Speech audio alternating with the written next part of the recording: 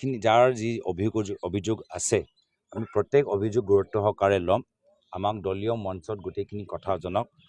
প্ৰত্যেক কথাৰ খবৰ ময়ো লাহে লাহে লৈ আছোঁ। আমিও নিজৰ ফালৰ পৰা এটা ৰিপৰ্ট আমি পৰৱৰ্তী দিনত AICCক আমি হাইকমাণ্ড নেতৃত্বক দিম। কিন্তু সাংবাদিকসকলৰ আগত দলীয় কথা কোৱাটো উচিত নহয় মই ভাবোঁ। আমি দলীয় মঞ্চত প্ৰত্যেক কথাখিনি ৰিপৰ্ট যোগেদি লিখিতভাৱে যদি আমাক জনায় তেতিয়া আমিও ইতিমধ্যে গোটেই আমি ৰিপৰ্টবোৰ সংগ্ৰহ কৰি আছোঁ, ডাটাবোৰ সংগ্ৰহ কৰি আছোঁ। পৰৱৰ্তী সময়ত আমি নিশ্চয় গোটেইবোৰ তথ্য আমি নেতৃত্বক জনাম। আমি বৰ্তমান ৰিপৰ্টটো আমি ল'বই লাগিব। আমি কৈছোঁ আমি প্ৰত্যেক অভিযোগ গুৰুত্ব সহকাৰে লৈছোঁ। পিছত ৰিপৰ্টত যেতিয়া লিখিতভাৱে যেতিয়া ওলাব তেতিয়াহে আমি পিছত আৰু ডিটেইলছবোৰ আৰু গম পাম।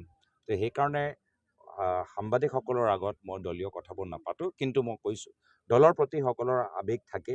সেই আৱেগ আজি ইমান বছৰ, আজি আমাৰ প্ৰায় 10 বছৰ হ'ল আমাৰ চৰকাৰ আমি নাই। তাৰ পিছতো আমাৰ কৰ্মীখিনি নিষ্ঠাৰে কংগ্ৰেছ কৰি আছে। তেওঁলোকৰ ওপৰত যথেষ্ট হেঁচা, তেওঁলোকক যথেষ্ট প্ৰলোভন দিয়া গৈছে। তথাপিও তেওঁলোকে নিষ্ঠাৰে কংগ্ৰেছ কৰি আছে। সেইকাৰণে তেওঁলোকৰ দলৰ প্ৰতি আৱেগ মই সন্মান কৰোঁ। স্বাভাৱিক তেওঁলোকে কিছুমান আৱেগিক হ'বই। আৱেগিক হোৱাটো স্বাভাৱিক। কিন্তু বিভিন্ন কথাবোৰ মই বিচাৰোঁ যে তেওঁলোকে দলীয় মঞ্চত লিখিতভাৱে আমাক জনাওক। যাৰ যি অভিযোগ আছে আমি প্ৰত্যেক অভিযোগ গুৰুত্ব সহকাৰে ল'ম। আমাক দলীয় মঞ্চত গোটেইখিনি কথা জনাওক। প্ৰত্যেক কথাৰ খবৰ ময়ো লাহে লাহে লৈ আছোঁ। আমিও নিজৰ ফালৰ পৰা এটা ৰিপৰ্ট আমি পৰৱৰ্তী দিনত AICCক আমি হাইকমাণ্ড নেতৃত্বক দিম। কিন্তু সাংবাদিকসকলৰ আগত দলীয় কথা কোৱাটো উচিত নহয় মই ভাবোঁ।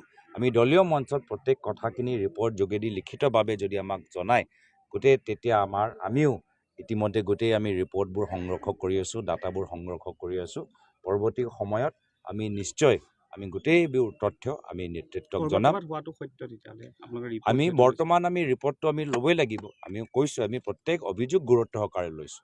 পিছত ৰিপৰ্টত যেতিয়া লিখিতভাৱে যেতিয়া ওলাব তেতিয়াহে আমি পিছত আৰু ডিটেইলছবোৰ আৰু গম পাম। তো সেইকাৰণে সাংবাদিকসকলৰ আগত মই দলীয় কথাবোৰ নাপাতোঁ। কিন্তু মই কৈছোঁ দলৰ প্ৰতি সকলৰ আৱেগ থাকে।